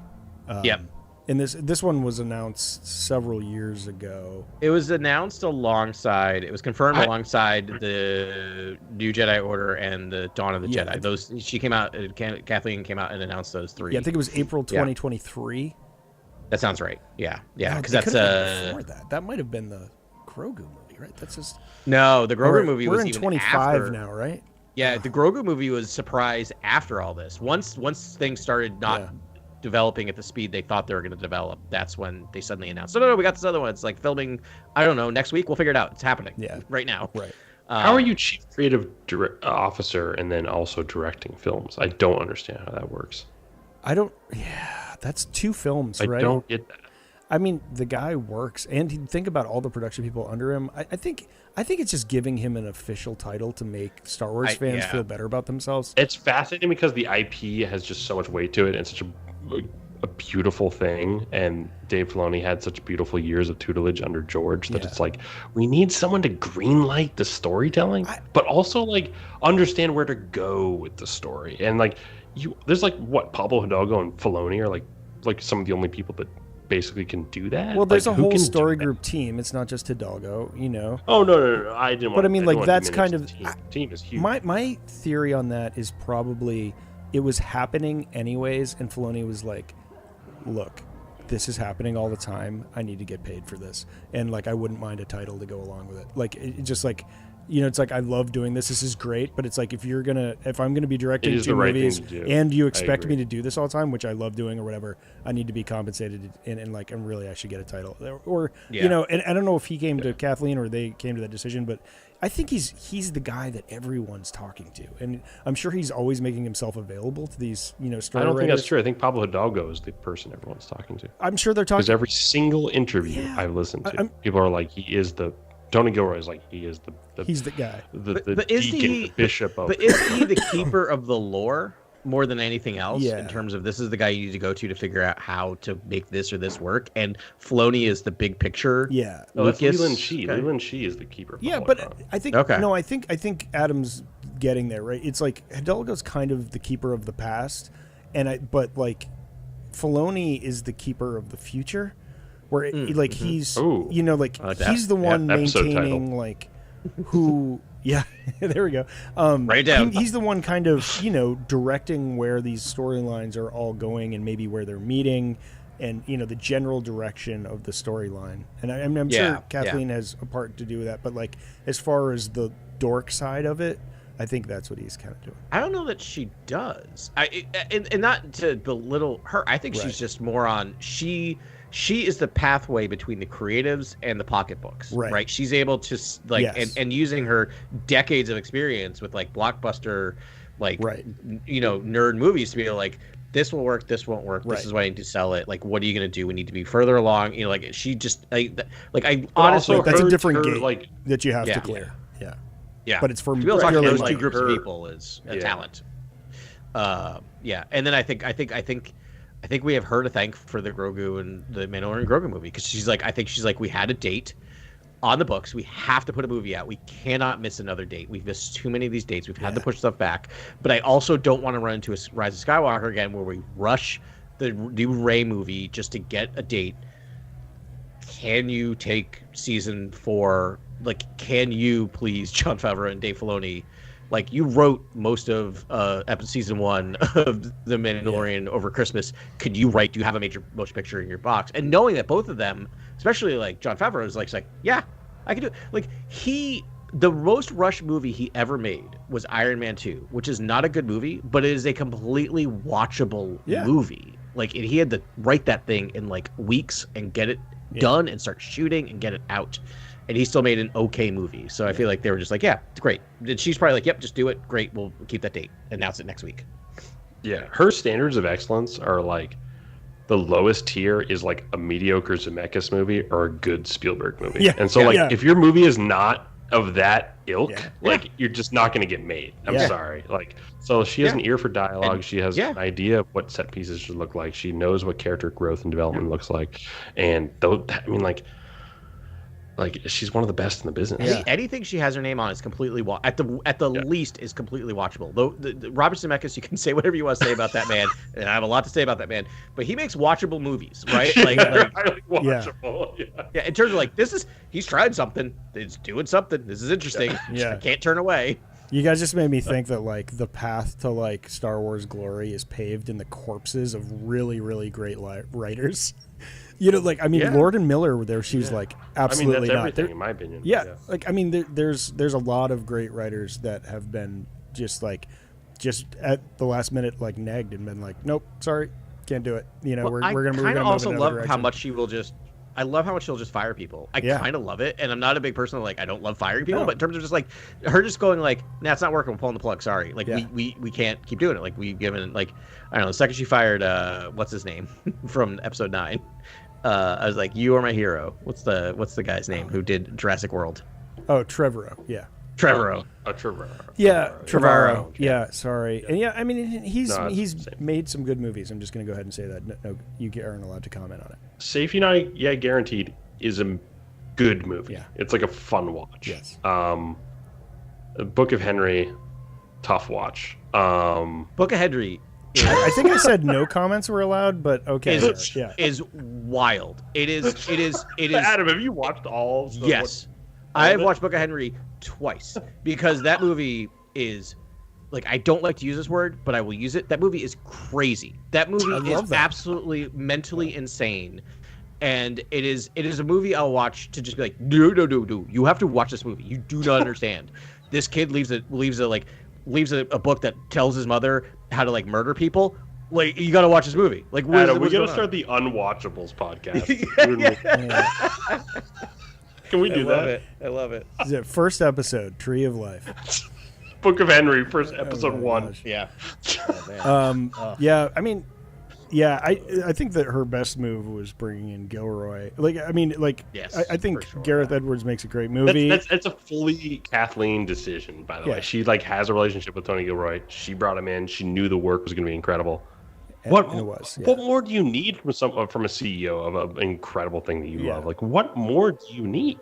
Right. And I think 75% of that movie is Gareth Edwards. Like, I don't want to shortchange him either, but just the fact that she was like, it needs a little more, and then made a masterstroke. I also think like that movie, like I almost want that movie to go through the edit bay one more time. Like I want to see the people in the walking through the surf, the stormtroopers and Krennic. Like I want to. There's things that are left on the cutting room floor. The best shot from The Force Awakens is left on the cutting room floor. The shot of Kylo igniting the saber in the snow that's in the trailer. Not in the movie.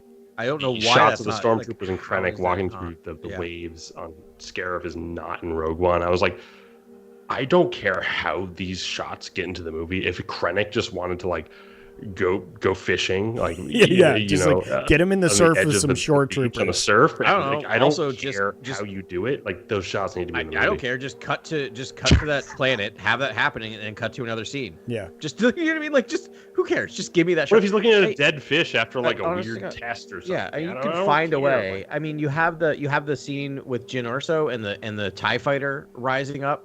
Not in the movie. That's in the the best shot. Like I think like her with all the 50% gear on and like walking through that tunnel is like not in the movie. 50%. I literally think 50. I think it's been shown that 50% of what's in that trailer is not in that movie. Wow. That's not even a joke. I literally think that's what the number. So I think those are Gareth Edwards shots too. I think he is Yeah. incredibly visionary when it comes to the characters and the framing and the action moments where they're basically like lining up with all their rifles, all that sort of stuff, and doing the things that characters do when they're infiltrating base. And so like, I think Gareth Edwards is one of the best in the business to do that. Like I really like how he shoots action and how he showcases action characters who are soldiers, could be droids, could be whatever. I don't care. However he does it is usually pretty satisfying, especially for people who want to see that sort of stuff. Yeah. Yeah. I mean, anyways, just wanted to give them credit. That's enough about that movie. Yeah. We're Taika? Yeah, Taika. So this, it was listed in here, co-written by Christy Wilson Cairns, and I do have notes on her. Right. Oh, she wrote 1917, which is wild, which was a great movie. Oh, okay. 1917 is literally one of my favorite movies of the last 10 years. Mainly because when they go down to that little like pond and the camera just like tracks along the water. Yeah. And then they go up on the hill. I was like, is this not? And then the score comes in. Honestly, go rewatch 1917. And it's so funny that we all are agreeing on this because I just watched it recently, actually. And I watched it like 2 awesome. years ago, and I was just like, because I have this thing of like, I used to go see all the Best Picture nominations in the theater, and then like COVID and other stuff, so I haven't done that, and having a kid, but I always have a list of all of them, and even if I don't watch them before the year, I have to watch them. So it's on my list of like 300 things to watch, and 1917 came up, and I put it on not expecting anything, and I was just like, this is great. Like this is so good, so much better than it deserves to be, and I thought it would be, and the way people talked about it, which is like not much at all. Like people didn't like insult it, but it was just like it didn't get much discussion. It has a third act problem, in my opinion, but that's fine. Okay. It has a like very contrived. Was it the sudden general reveal who's like, "Oh, I'll take that information, thank you," and the movie ends, and I'm just like, "Okay," like. Or this sudden reveal of Benedict Cumberbatch, which is given like a hero's reveal of just like got Cumberbatch behind camera. Yeah, it's real weird. Yeah. I'm like, okay, like that's a reveal. Like, why are you revealing this random dude? Yeah, just get excited about Cumberbatch. You've been Cumberbatch. He's a great guy. So don't get too excited about her because she has been removed from this picture. And so when I went back through the history of this is the one at the top that I misremembered. That was like in 2022, they're like Taika was like, I think we're going to begin filming this in 2023. Or no, we were about to begin filming it and it was going to like release in 2023. Yep. And it was not, obviously. So that leads me to believe that like maybe Christie took a whack at this and it got KK'd. Yeah, probably. This was announced the same time that the Acolyte was announced. This was during that D23 when they announced, here's everything coming, like the Rangers of the New Republic. Yeah. Right. Remember that whole thing? And we covered, like, I think that's when it was like pandemic-y, and we were like, we did every single day of coverage of D23. Remember we did like daily reports? Yeah. Because what else were you going to do during the pandemic? And that's how long ago this was announced. Right. Yeah. Here's a couple things I have thoughts about this. The bloom is off of Taika Waititi's Rose in some ways. Not completely, but he's not as big of a powerhouse as he used to be. His last movie did just nothing, that soccer movie, which looks good. He did the Time Bandits show. Yeah. Canceled. And Our flag means death is a triumph. That's an amazing. So I like him a lot. This is not my personal. Right, this is just like he's had a couple of like failures. Failures recently. I mean, Our Flag is Death. Everyone go watch that. That movie. That show is. I feel so lucky and blessed that we got 2 seasons of that thing. Yeah. Because how did we ever get 2 seasons of a show like that? Right? Rhys Darby and Taika Waititi. Rhys Darby is amazing. Rhys Darby's going to be on Star Trek next season. Star Trek Brave New Worlds. Nice. So I feel like this could mean one of 2 things, which is like now he might be like, okay, I gotta like do this because I need to get a big thing out there, right? Like I need to get my name back out, or they kind of move away from him because he's not as big. So that's one thing. The other thing, this is a little bit jokey, but this almost feels like, so he has this meta joke that he's created. So he wrote, along with Jermaine Clement from Flight of the Conchords, he co-wrote and directed What We Do in the Shadows, the movie What We Do in the Shadows. In that movie, there are a group of werewolves. Also, Rhys Darby alert, one of the werewolves played by Rhys Darby. Nice. Who has the best line in the entire movie, we're werewolves, not swearwolves, which is one of the best lines in the entire movie. Okay. Come on, guys, we're werewolves, not swearwolves. So it's a good bit. Imagine Rhys Darby. It's a good bit. So good. It's good, great.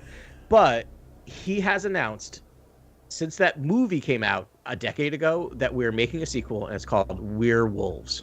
Like nice. We are wolves, yeah. And so he keeps announcing it every year, and he's made jokes of just like when you read stuff, he's like, I'm never making that movie. I just keep announcing that movie's being made to like F with people. Yeah. And so part of me is like, is this just his meta joke on the Star Wars thing of just announcing I'm making a Star Wars movie and never gonna actually do it? No, because when people ask him, they're always dead serious, and it's like, yes, the tone changes a little bit, and he's got to be protective about whatever.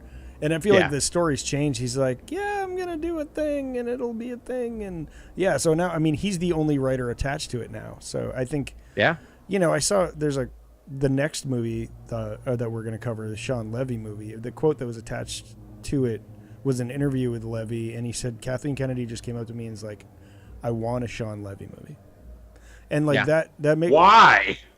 I mean, why? Like, they're encouraged, gross box office gross. Like, why? Yes. I don't understand. At all. But I mean, I think the same could be applied to Taika, where she's just like, just make your movie and be in your time. Taika to me, like when I just looked back at all our predictions for Taika movies, and like Adam was like, he should do Afra, and I was like, if anyone should do Afra, it should be Taika Waititi. Like, I still stand by it. Context that I'm just like. Scream Taika Waititi in the Star Wars galaxy. That I'm astounded that he has a voice that would absolutely fit. Give him a droids movie, just a movie of droids. He'd be great at. Like he could do. I mean, like Sean Levy again. Like, how much of it is Sean Levy, and how much of it is Ryan Reynolds for the most recent Deadpool Wolverine success? Like, how much? Like to me, it's so Ryan Reynolds coded. The vast majority is Ryan Reynolds. Like to be honest, like the vast majority. He has created and made the Deadpool series be successful on his own back. Like he has manifested Deadpool. Like that's all Ryan Reynolds. Sean Levy just facilitated Ryan Reynolds with all he wanted to do. Yes. So I mean, maybe that's what that quote means. It's just like, I don't want you to be Ryan Reynolds. I want you to be Sean Levy. Like do your own thing. And it's like. Well, maybe he has. Let's look at what his own thing is. Can we IMDb? Yes, let's see. So I don't know if he's capable of that because his last 3 movies are all Ryan Reynolds movies, and those are his only most successful movies, which are Free Guy, which is a completely watchable film. Free Guy is watchable. The Adam Project, which is a mediocre time travel movie that Ryan Reynolds and him make watchable, so that's good. Oh yeah, that was fun actually. Do you know what's in that movie? Lightsabers. Oh right. That movie has lightsabers in it. So he's been trying to make a Star Wars movie for a while. Okay, so now it checks out. And then Deadpool and Wolverine, completely watchable. Like he makes but those are all Ryan Reynolds. Before that, he did the 3 Night at the Museums. I don't have anything to say about that. He made and then he was on comedy. They're incredibly watchable and they're okay. And they're funny, right? Yeah, they're fine. He made The Internship and Date Night. Internship is a phenomenal comedy. Yes, it's a really good comedy. Oh my gosh, Internship is Vince Vaughn?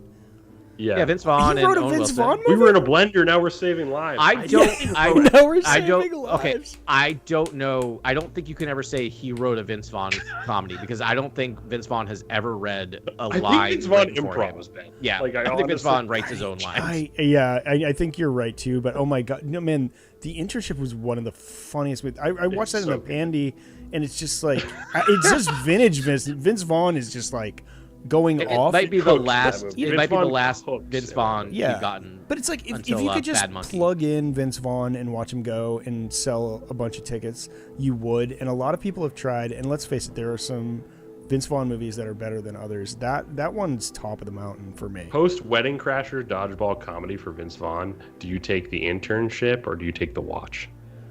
Really? So those are my two tops. Yes, those, the two I I choices. think I I'm think taking the internship, I internship. think. Yeah. Yeah. Because you I'm get taking the more. Watch. I mean, with I'll Vince take The Vaughn, Watch. I'll be that guy. it's pure quantity. Like I'm just like give me more of him doing his thing, and I'm in. And like that's. Have you And I think there's been just more. watching? He's gonna. have you He's been so watching? much Owen Wilson though. I guess he's sharing with an ensemble in the Can Watch. I? Yeah. Okay. Can I do a quick Vince Vaughn corner? So I just watched the movie Freaky. Has anyone watched Freaky? Oh No. yeah, that's like a horror killer. The horror movie. comedy. It's Freaky Friday, but what if instead of like a mom and a daughter change Slasher. place, a daughter and Jason Voorhees change places, Yeah. played by Vince Vaughn because he's a giant, intimidating man, and he becomes a teenage.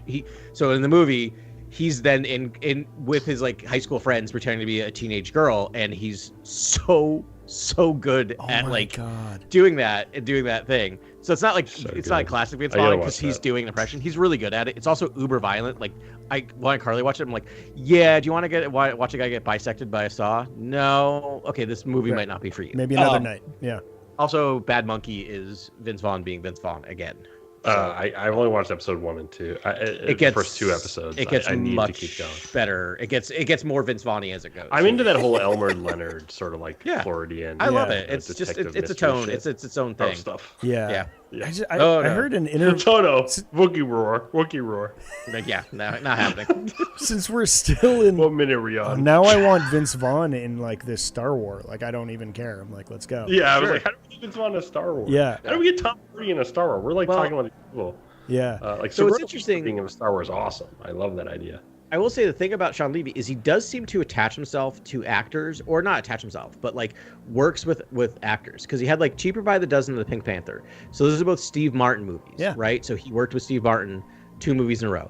Then he had like the 3 Night in the Museum. So he worked with Ben Stiller over 3 movies. Yeah. Then he had Real Steel, which we didn't talk about because why would anyone ever talk about Real Steel? But that's Hugh Jackman. That's I very, like that's that very movie. Star Warsian code. Right, like but Real do we need Steel. to talk Very, about like that movie heartfelt. is the most down the middle Yeah. summer movie, right? Yeah. Like it is it does the job. That's a talent though to Um, write that movie. You know. Right. I don't Yeah. think he wrote these No, movies. he Like, directed Adam, it. clarify Right. that? He Yes, did not the right, write only right. movie he's quote unquote written is Deadpool and Wolverine, and I don't know how much is that Right. he wrote versus how much Ryan He wrote Reynolds. all the other characters maybe, and Ryan Reynolds is. He wrote maybe like the plot and then Yeah. none of the dialogue. And that If he did the what is this Wolverine doing up at here drinking my alcohol? If he wrote like the Gambit stuff, like Yeah, Cap's sold. like Cap. Yeah. Oh yeah. So clearly he's in terms of a director. Thanks, Grant. Thanks. People like him, and he clearly works well because he has Yeah. a lot of repeat customers, which to me always screams he's a good director. He takes care of the actors, and so maybe that's part of why. The other reason Kathleen Kennedy is because he gets these movies made. He gets movies that are made that are successful, and he can work with actors, and people like him. Like that might be part of it. Is he knows it's a trusted person to direct it. I don't see much in here that screams Star Wars to me, but I don't know. Maybe he's a fan. I don't know. It'll be great. I don't know. I don't. Yeah. I'm excited for it. Now I'm just like. I'm not, but good for you. I'm glad you are, man. Yeah. Because I'm No, over here. what- Why? These people are empirically not Well, like. I mean, what? Not the people I choose for this. No, but I mean, No, these are same. people that have just like been, like, even at their worst, are still putting out mediocre, like, watchable, fun movies. And it's like, if they want to play in the Star Wars space and that's their baseline, and then you surround them with all the, encouragement and resources of Lucasfilm, maybe they can find another gear or really tell like a really fun, interesting Star When Wars. you frame it like that, I feel bad for being so negative on it. It's like, I do want these people to sort of like, Thrive. come together and sort of find a avenue in which people can sort of unlock their visions in the Star Wars galaxy. I love that sort of stuff. Like that stuff I'm very hopeful for. Like that's why I love the Star Wars and the Jedi, the Director and the Jedi sort of documentary with Rian Johnson. I just loved like seeing someone sort of like ache over working in this galaxy Right. and loving it and sort of finding that space and that lane to build something for themselves that they absolutely love and that they hope fans will love and things like that. I'm just hoping we're making these choices based on that sort of integrity and love of the craft and Star Wars and Not just unlocking these visions, other than like the idea that like what a massive gross for an incredibly sort of funny slapsticky kind of movie. Like this person would be great if they could just give us that boost, here or something like that. I just wouldn't like if that's the sort of logic. No, me either. But I will say he did direct. He's directed a ton of Stranger Things episodes, which I didn't realize that's what he comes from. Oh, right, wow. And, okay. But he directed the episode from last season called Dear Billy, which is the best episode of Stranger Things and a triumph of an episode. And actually, now I'm based on an episode alone, because that is a very well directed and very dramatic episode that there's no comedy. Like it's very so. But I was like, but how much synth wave and like pulpy dialogue carries Stranger Things? You know what I mean? Like only so far, dude. A little different of an animal. It only goes so far, man. That show can get really empty really fast if they don't do some interesting things. Do you remember how much everyone was in love with Kate Bush's running up the hill? Yeah. Yeah, it's because of that episode. Because like that's how much he directed the thing that stuff. created. I mean, like again with Ryan Reynolds and Deadpool, like he will not have that in his arsenal with Star Wars. No, needle drops will not. But I don't think it's Kate Bush's running up the hill that I don't think the needle drop. Yeah, I think it's the directing that made that song so popular, not the needle drop. It was because there's also when you watch that, like that song has meaning, right? Like they're building up why that song has meaning throughout the entire. So it's not even like a needle drop. Like, you know what? I successfully pushed back, and you guys debated it well, and there was some Sean Levy support on the pod tonight. I'm very happy about it. I'm excited to wake up tomorrow and think, what does the future hold with Sean Levy? I'm excited. It's very interesting. Grant, I am mostly trying to like get positive. I am more on your side. I do not see anything here. That one episode. I mean, part of the thing that makes me, I'm trying to like look for like things that are. I'm a Free Guy. Like I love Free Guy. Free Guy is so watchable. It's so fun. It's so fun. I think another way to look at this is like, we had Ryan Johnson, we had Leslie Headland. Some like Leslie Headland. Obviously, this was like what, her first feature film? Maybe not. No, not her first, but like relatively like young, exciting. I think first show, second prestige series, maybe? Right? Yeah. So relatively like new to the craft, and she's doing that. I think Star Wars will always do that. I hope they always do it. But I think this is the opposite end of the scale, where you've got these people with established resumes of making profits on movies, telling good stories. So it's like, Sean Levy, Taika Waititi, James Mangold, like. A bunch of people that are like, listen, even, these guys are all batting at least like $2.99, like they're doing well up there. And then you let them excel and like, well, what happens now? It's a very smart, risk averse, approach. Exactly. I mean, it worked with Tony Gilroy, right? Like, right. Well, I don't know. Tony Gilroy, I would love to look at the economics of Tony Gilroy. Yeah, I agree. I think he has prestige. I think he has prestige, but I don't know if he has the box office to follow it. And you look at like Sean Levy, as much as these films don't stream, he has, as a director, very few financial misses. Right. Very few. True. Like 100%. And he's like slowly, a guaranteed success. He's slowly moved his way up. The thing that I'm kind of like, maybe this will be okay, is exactly what I was talking about before. He's not a writer. So he doesn't really write, right? So if you get the right script in front of him and you make it more action, fun-based, like a fun adventure, like even maybe like something like whatever Skeleton's Crew is going to be, like maybe make it a younger film, a film with like just this kind of like a kid's adventure film. Maybe that's something I would be excited about. Well, to me, it's like you got Taika Waititi and Sean Levy, and they're both like, that's like Afro-coded, sort of like I could cynical, smart, quippy, sort of like archaeologist character running around the galaxy like Deadpool. You know what I mean? Or you like, to me, it's like you have these certain directors and creatives who would just crush that specific character in that journey. So I mean, all what you put in front of them. So I want to ask you guys a clarifying question. Like, we haven't gotten a pure adaptation onto live action yet in Star Wars.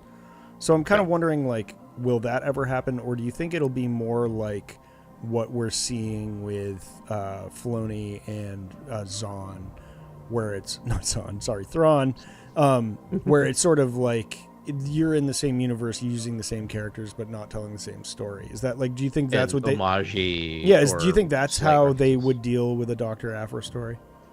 Yeah, I think in Dr. Aphra, I think probably what they do in Dr. Aphra is, if you look at the comics, we leave her post when's the last time her series was set?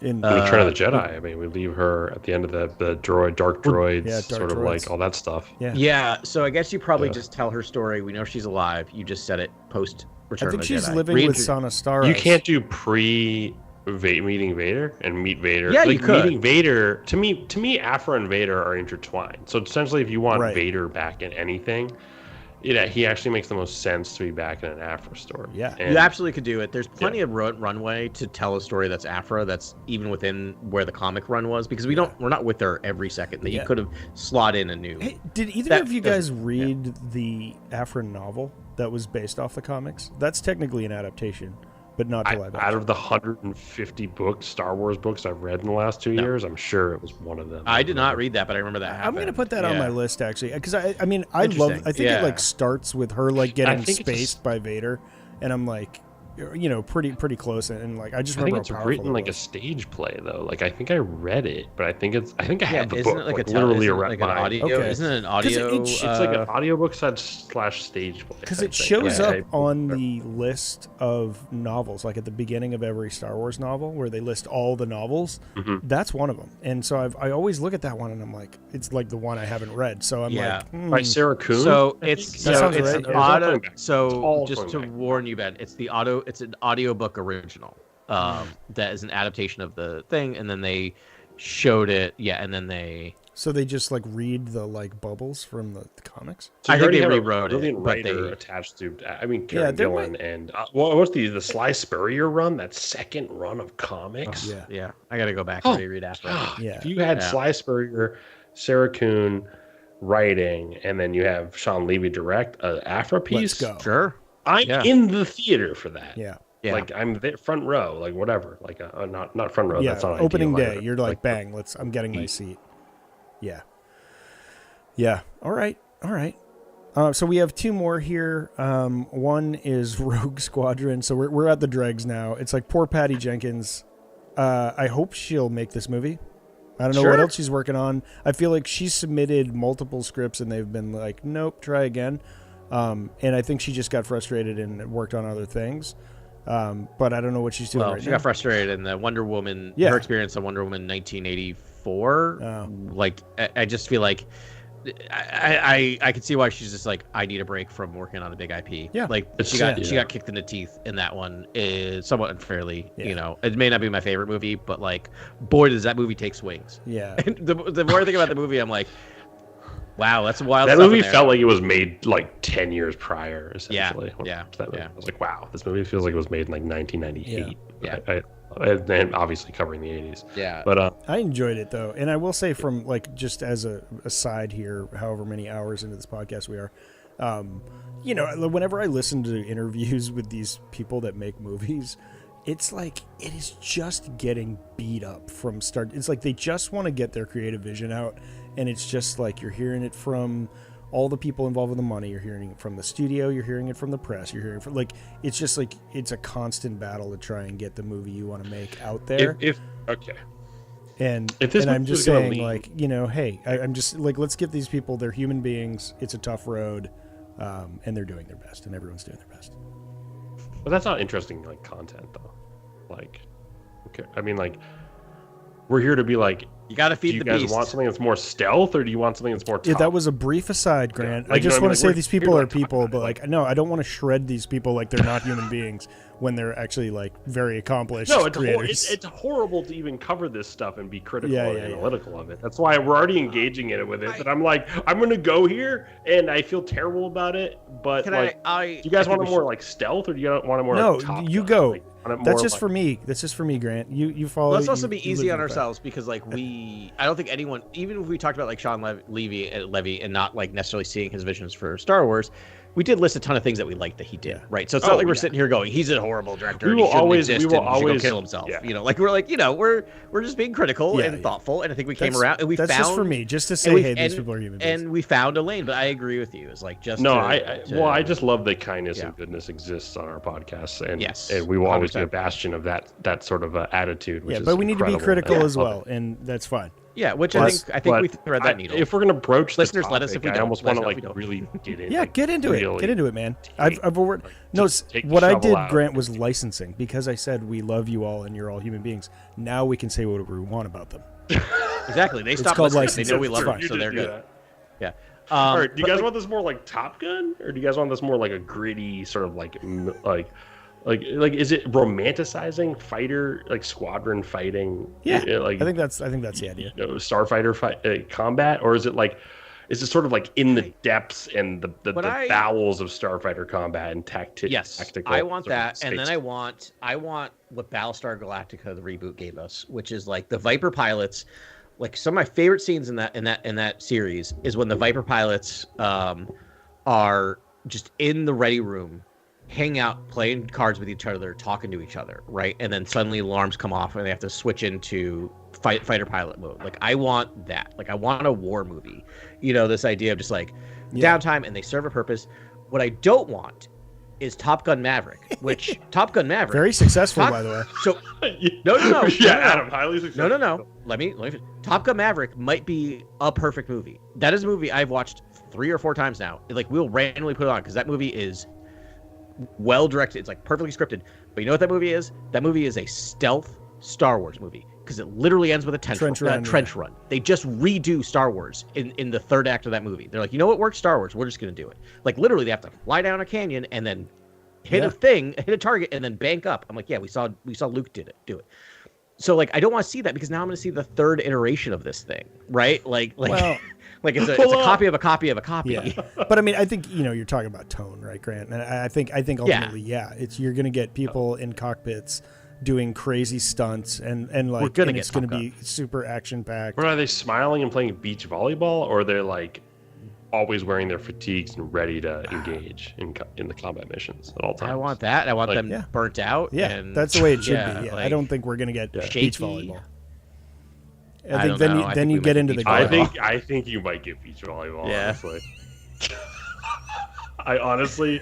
I honestly think based on the trajectory and success of Maverick, you need some light moments. I think you might get a romanticizing of the culture. Essentially, You're gonna get jet will juice say- around a campfire, right? Yeah. Like, but I don't know. Maybe they play some cards, right? That's what like. they play some piano. At the, they're the playing bar. Sabacc. I want them playing Sabacc on the when they're up. But like, we do get a little bit of that in. It's so funny because you look at like you look at Wonder Woman the original. You get like both of those tones throughout the film. Like you get the fun and whatever. But like, it's a pretty interesting view of World War One. Like them like walking through no man's land and then talking to the soldiers that were there. You do get that grittiness, and you do see the soldiers that are exhausted. They move on from that pretty quickly. But like we've seen her do that stuff. Yeah. But like part of me bets is if she's gonna do what she does, she's still gonna try to give us both, which will be interesting. Because I'd almost rather it's like, is this gonna be Thin Red Line or is this gonna be beach volleyball? Yeah. Yeah, it's gonna Like be beach flight. volleyball. Just like some spice-addled star. Yeah, I love that. I'm gonna Sorry. I'm gonna invert the plane. No, that's what he I don't know. I'm just flips trying the to plane, name. lands the plane plane. It's on. gonna be a Yeah. shot-for-shot recreation of Red Tails. That was a question on Red Tails Jeopardy Red today. Tails. Nice. Yeah, I was the only one that got it, and everyone stared at me. I'm like, what? It's a George Lucas film. Yep. Yeah. All right.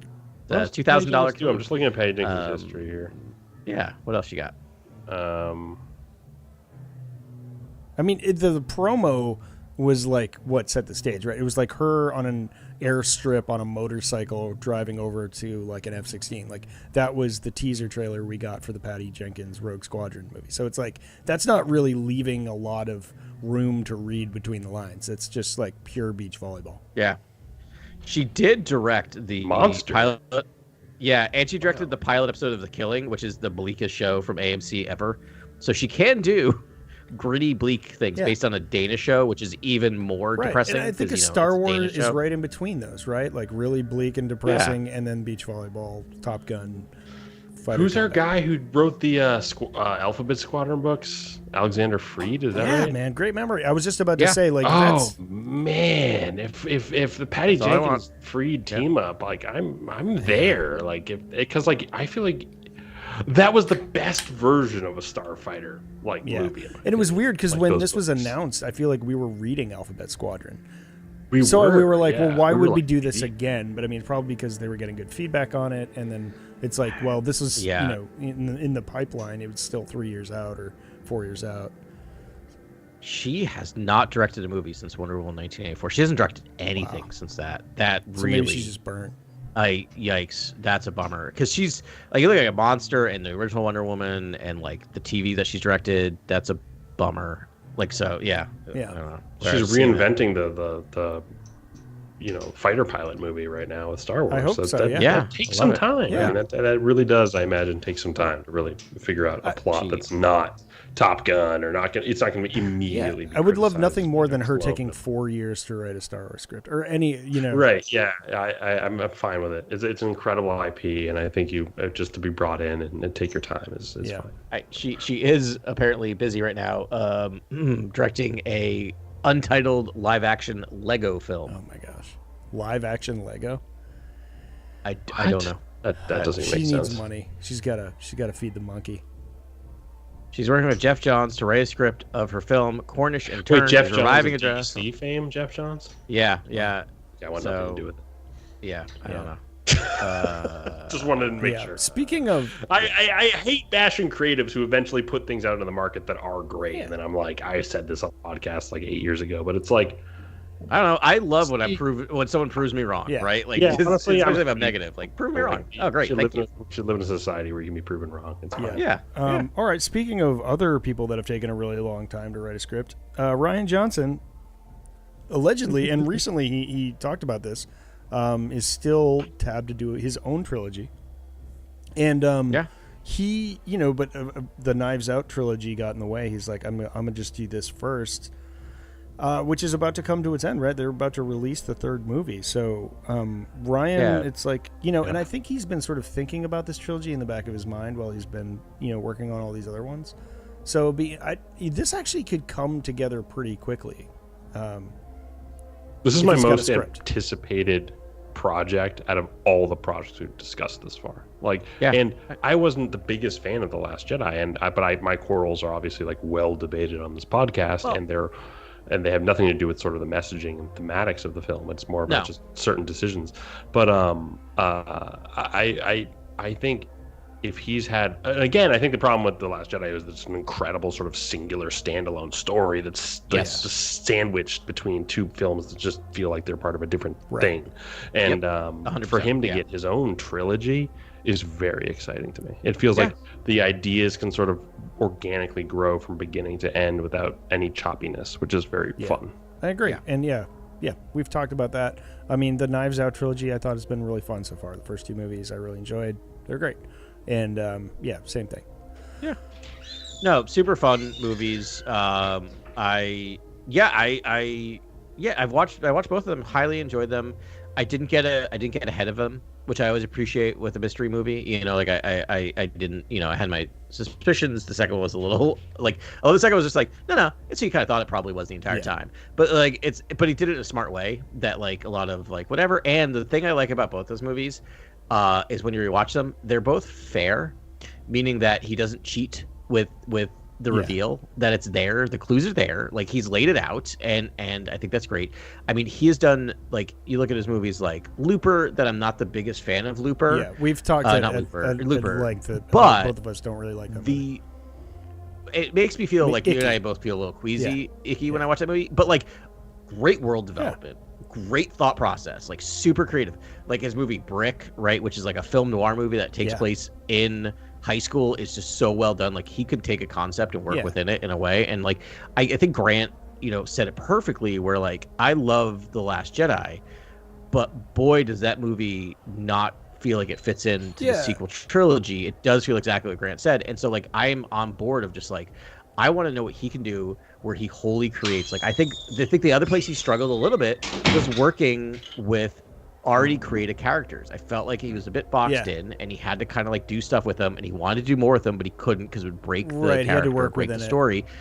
So give him a trilogy where he can create his own characters and do what he wants with them, and I'm excited about that. And I mean, I think I think he's learned from his time away, and he acknowledged the fact that like he really was like wanted The Last Jedi to feel like a fully formed 3-act, like almost its own trilogy within a trilogy, and so he's self-aware of it. It's a beautiful proof of concept for a trilogy if you were to hire someone to make it. Right, and he slapped it in there, and so. That I think it's all to say he's lived, he's learned, and yeah, super. And again, like we talked about at the top, like he's a known quantity. Like we know Rian Johnson has the ability to make like an amazing Star Wars, and yeah, to get 3 of them, I think would be fantastic. But we'll just have to see where he's at. But I'd love to get in like 6 months, like he could be like, I'm working on a script, and that would be really cool. What's great about that, I see just substance from Ryan. Like, I feel like he is just looking to have, again, what we've talked about, I think, over and over again on this podcast, is dialogue and sort of new sort of story devices and things like that, where it's just like, I think he's like, I'm not going to even talk about this thing until this is fully situated and I have every arc lined up and everything means something in connection to the original trilogy and then all of Star Wars for that matter. And yeah, I think he's a very smart creative in the fact that like he has a finished product before he begins to even discuss it. And I think that's why he works in the system, because like if you remember, like The Last Jedi was like, of the 3 movies, was the one that had the least drama in production, didn't need to get shut down, didn't have other stuff. He got it done on time. Like there were very few edits. Like it was one of those movies that was just like, it was done. And it's written and directed this is great. Which is awesome because it's George, right? That's he's that high level creative who also can get the product on time and looking beautiful. Like I think that's something else that they're probably very attracted to with him. He works within that giant system quite well. I guess George didn't write any Star Wars the original. Like he wrote what's wholly written and directed by George. A New Hope. New Hope. Yeah, I think the New Hope, right? Because then he hired what's Kasdan and then there was even before Kasdan, he wrote that sci-fi author. Yes. But that Kasdan then built off of that. Yeah. Anyway. Yeah. Right on, man. So that's it. I mean, that's the slate, which is a pretty considerable slate, as it were. Lee Bracken. Yeah. Thank you. And that's a lot of really fun Star Wars things we have in the hopper, and I think, I know that Disney wants to make more Star Wars feature films, and hopefully they'll be great. So it's like we've been waiting a long time, but I think then it's going to kind of be raining Star Wars for a bit. Like, I mean, there could be years where we get 2 Star Wars movies in a row. I think after 2026, we're probably going to get a movie a year at least. At least. I wonder, I know like that was the grand experiment. I think it depends on how well they do, but if we're looking at this, that's 1, 2, 3, 4, 5, 6, 7, 8, 9, 10, 11, 12, 13, 14. Those are 14 films that we've talked about today. That is the next decade and a half of Star Wars movies if they're only releasing it at one movie. That's what's like year. Got me a little bit sad as an old man, because I was like, I'm like, wait a second, like if the next thing is Knights of the Old Republic, like I'm not even gonna be alive for that. My daughter will be away at college. My daughter will be away at college by the time the last of these. Also, like if Dawn of the Jedi explodes, I imagine like creators will jump on all these properties that are situated near that movie. So, I think it all depends on how not wholly, but a big part of it is how to kind of bring it back before is how Mandalorian Grogu does in the box office. It does, Bafo, box office. Then we might ramp it up to 2.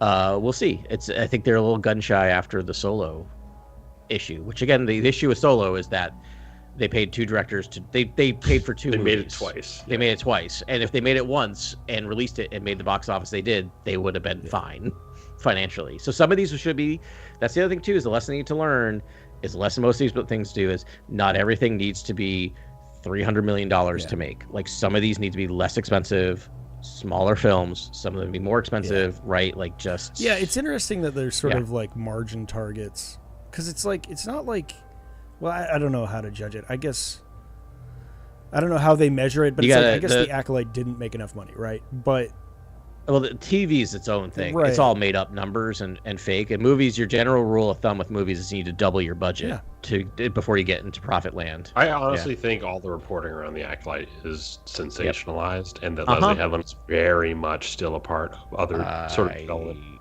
I think so processes too. and that there might be secret projects in place and things like that. Because I just think people just read into the headlines too much, and they need to just take a break. Take a break from the internet. I dare you to take a break from the internet. I dare you. Yeah, please, everyone, just take a break. Because I think part of what's going on with the Acolyte is it seemed to be like the numbers did. When you look at the numbers from a wholly financial standpoint, you can understand the decision not to do a second season. That does not mean it's a failure and that they're cutting ties with Leslie Headland because of whatever. It just means like you did a shot. We liked what you did. It just didn't connect. Let's get you on something else to take another shot because we like working with you and you make good product. For some reason, it just didn't connect, right? But we like you. We're going to keep working with you. I feel the show's expensive because of the art direction. We talked about that in this pod any time. We're just like, this is a new era. This is essentially Doug Chiang going back to the square one and reinventing the prequels. Right. It's reinventing the High Republic. Where the ship design is awesome. Again, we have a lot of the ship designs from the High Republic novels and all of that art that's explored there. But it's like to actually see them in 3D, like to see them, in live action is so cool. Vector. Amazing. Yeah, I love those cruisers too. Those Corvettes. Jedi Vector. Those right on, man. Cool. Long beams. We talked a lot. This was a really fun episode. I needed this. Wait, my final thing I want to just throw you guys' way, which is I teased my whole thing, which is I think the Rian Johnson thing is my most anticipated out of all the things we discussed, just because of the creative involved, the time he's had, and the proof of concept in The Last Jedi. Do you guys have like a top one or top two sort of like most anticipated out of all we've talked about?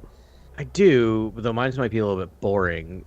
It's still the New Jedi Order. It's still for me that because I love the character. I just want to see her be at the center of something and something growing in the future. I mean, I'm excited about all these, but that to me is still the one that I feel like I'm anticipating the most, and I don't know why. But I love it. No, I love that answer because there's so much there. We talked about it earlier. I mean, that's kind of I think that's a rabbit we're all chasing. I mean, like I just think pound for pound on our podcasts, we talk about that more than anything else because you can really.